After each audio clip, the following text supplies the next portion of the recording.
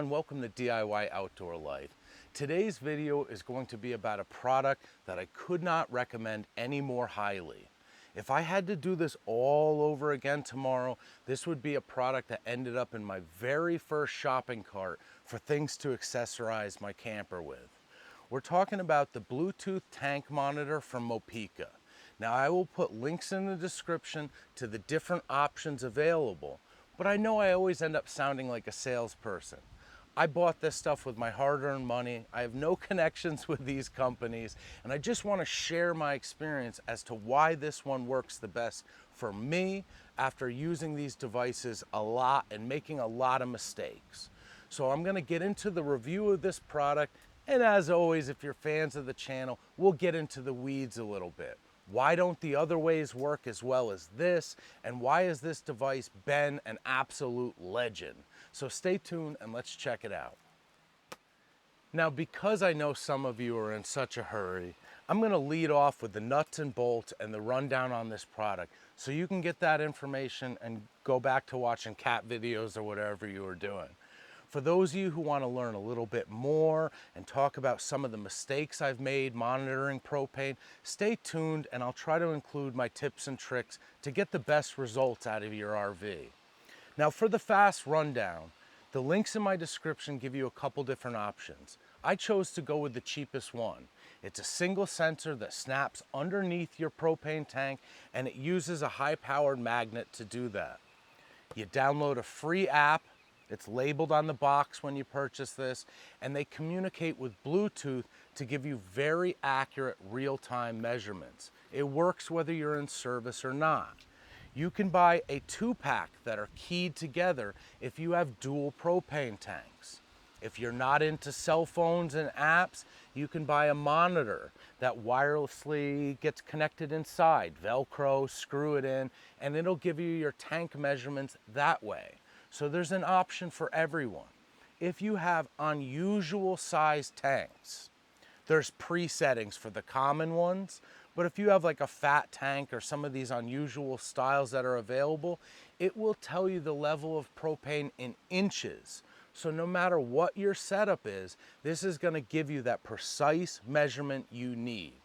I've had it in all different weather conditions, washboard roads. It never stopped working. It never fell off the camper. That's why I love this thing so much. Now, if you're into the full gamut of why this thing is so great, stay tuned now and we'll get into it. So folks, it comes in a package like this. It gives you a little bit of jelly that looks like that sonogram jelly to put on the sensor.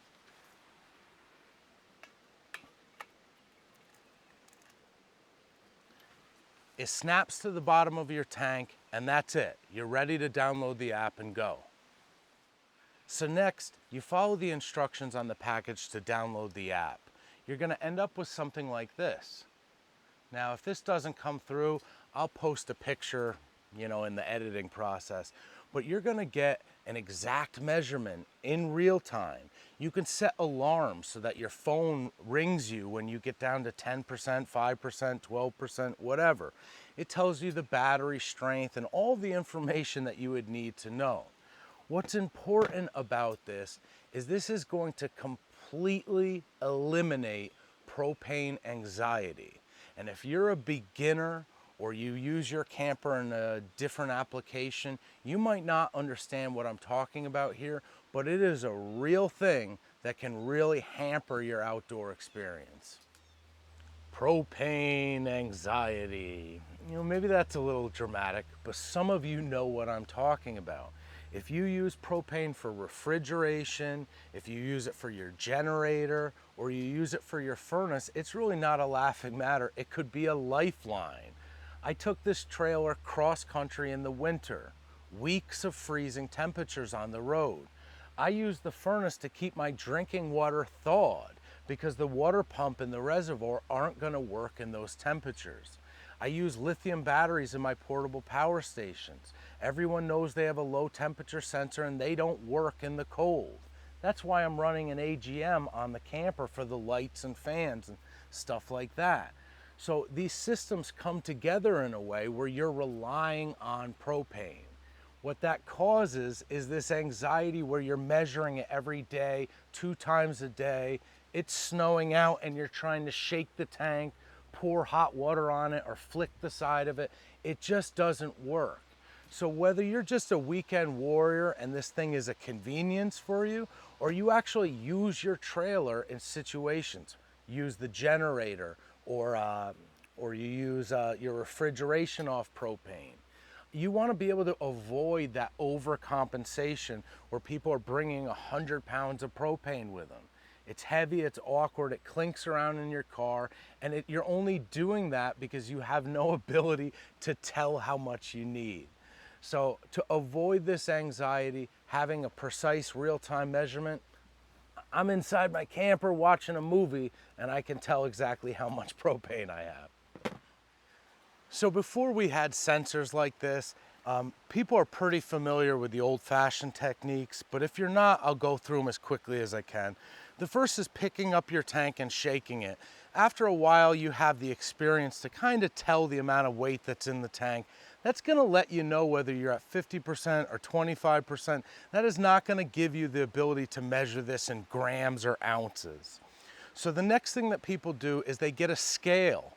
Every tank comes with a TW, a tear weight.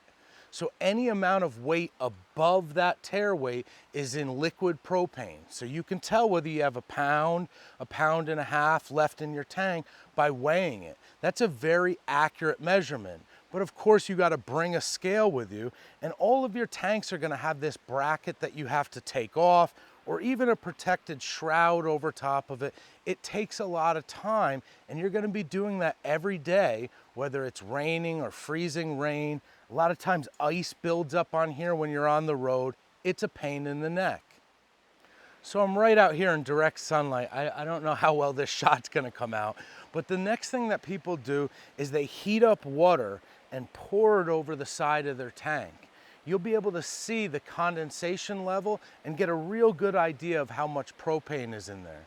I've used that technique a lot because it is accurate, but once again, after weeks on the road of winter camping, this is getting out and heating up water in the galley becomes a nuisance. So the next mistake I made is an embarrassing one, but I'll share it with you because I see other people making the same mistake. I got a pressure gauge, one of these ones that are for sale everywhere, including in camper stores. These do not work, cannot work, and will not ever work. I didn't do my research when I bought one of these, but it wasn't that expensive.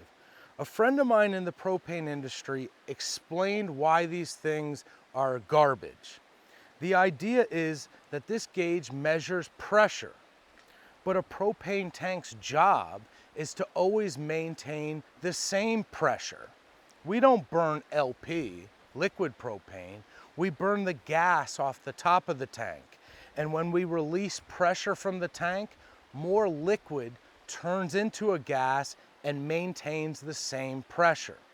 So whether you're at 20% or 80% liquid propane, the pressure in your tank will be the same, meaning this gauge will never do the job. The reason why it looks like it works is if you burn a lot of propane quickly, it takes several minutes for the liquid propane to turn into a gas and equalize the pressure. At that time, the pressure gauge dips down and it looks like it's working. Once I got this Mopeka sensor, I could see that sometimes this gauge said I was at 80% when I was at 20%.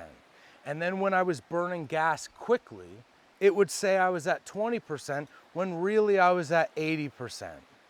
So it's junk, and that same person in the industry actually told me that these account for the majority of service calls on small applications. Campers and barbecue grills stop working, the service people come out to fix them, and it's just the spring in this gauge has stuck, and that's the problem. So in addition to not working, they actually cause problems. So I hope this helped you out. I'm by no means an expert here. I've just made a lot of mistakes. So I've learned from my mistakes, and I'm hoping to share that information with you. This little Mopeka device gives me less anxiety and more capability with my trailer. I'm willing to pay for that. Would I put it on my barbecue grill at home? Probably not.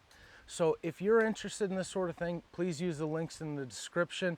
I'm gonna start putting out some videos eventually here on using my camper in cold weather. A lot of tips and tricks there that I can share, learning those the hard way. So if you're into that sort of thing, make sure you subscribe. If you're not into that sort of thing, don't subscribe. You wouldn't want to subscribe if you don't like that sort of stuff. So I will see you guys next time. Thank you very much.